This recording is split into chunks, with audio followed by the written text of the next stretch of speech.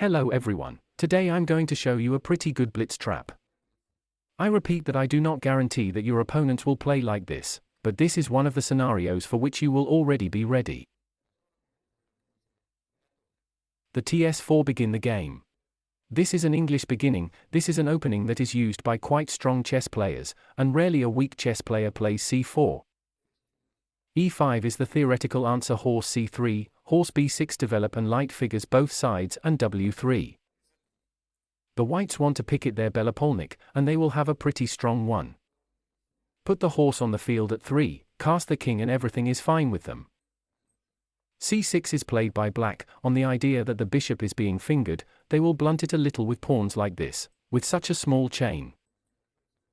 There is also the idea of promoting a pawn on the field of d5. And here 3 whites are playing. The correct move in this position is all theory, is the knight f3, e4 for the movement and the horse jumps on the field d4, the positions are absolutely equal. But the move d3 is such an inaccuracy, when white's position was a little bit, but about equal, and now it is about equal, but with a slight advantage in favor of black. Why? Because black can make a move of d5 and they certainly do it. This is such a tight blow to the center, this is the opening of the Belopolnik and the capture of simply space. The bishop is 5, the bishop binds, of course it was better to take this pawn for capture, play with an elephant, and make your own plan on the field of 2. That is, you have pushed the pawn, well, then quote the bishop, guys, it is sometimes necessary to just leave 4 for e4 to offer a change. Position is also equal, but with a slight advantage in favor of black. Instead, they played a white elephant on the field of 5.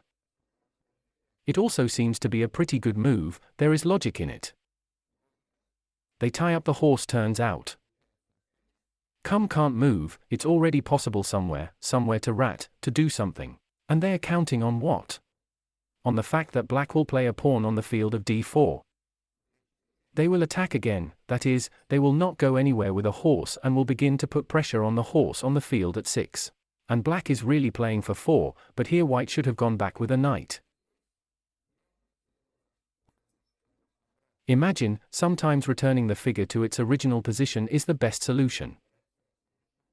To close with a bishop for a step and the queen moves to the field b6 and such a pawn, but it is already possible and the queen cannot be released and the position is still, in principle, still holding normally. It was also possible to leave with a knight on the field of 4, this is already worse, because here, of course, the check does not work, because the queen protects the knight, but you can play b5 for the capture.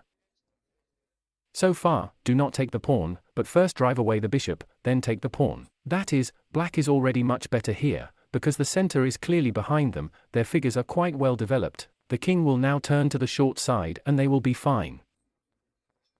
But a move that can follow right on the machine, perhaps even if I played with white and would have played knights and 4, it would seem, well, this is a good move. The figure in the center, also this figure presses on the connected figure. What could be wrong with that? But the bad thing here is that there is a sacrifice of the queen. That is, black takes the knight for the queen like that, and yes, it doesn't matter. Why? Why do they do this? This is done either when the queen is recouped, or when they checkmate, or when you get more materials or some kind of weighty advantage for one queen. It's just that of course you can't give it away. Such takeaways are similar in scheme to the legal checkmate. For those who do not know what a legal checkmate is, I suggest you definitely Google it, drive it straight into YouTube, then look at the legal checkmate. This is a very beautiful combination. This is one of the most popular mats in chess along with the children's mat, with a stupid mat. If you don't know them, but it's worth studying. Such things, friends, you need to know, if you even play at an amateur level, it will really help you. Here. And what's going on here? It is necessary to take the queen, because if you do not take the queen, then your bishop will be taken from above. And then the elephant arrives on the field b for check.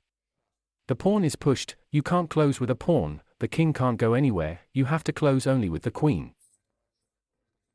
The elephant beats the d2 check. The king has the only field left that the queen has vacated, and the knight hits another check in 2 and it's not just friend's check, it's a fork.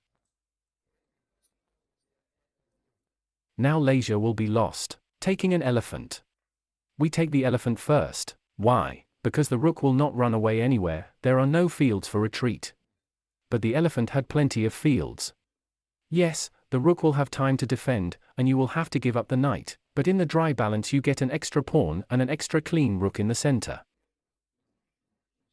No, not quality, you just have an extra fat clean rook, which will definitely help you win this game if you don't screw up somewhere at all.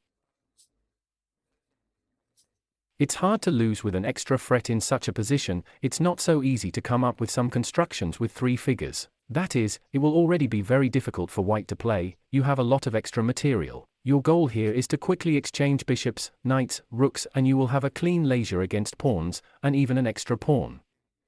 In general, this, friends, must be won. Thank you so much for watching, write comments friends, please distribute videos if you don't mind your time. I'm not sorry for my time, I release new videos for you every day, really every day, without days off, without holidays, without, every day. Come in if you don't believe me, go to the channel and scroll through, look at the dates, watch the videos if they interest you. I will be very pleased. Thanks for watching. I wish you happiness, health and of course a peaceful sky over your head. Bye bye.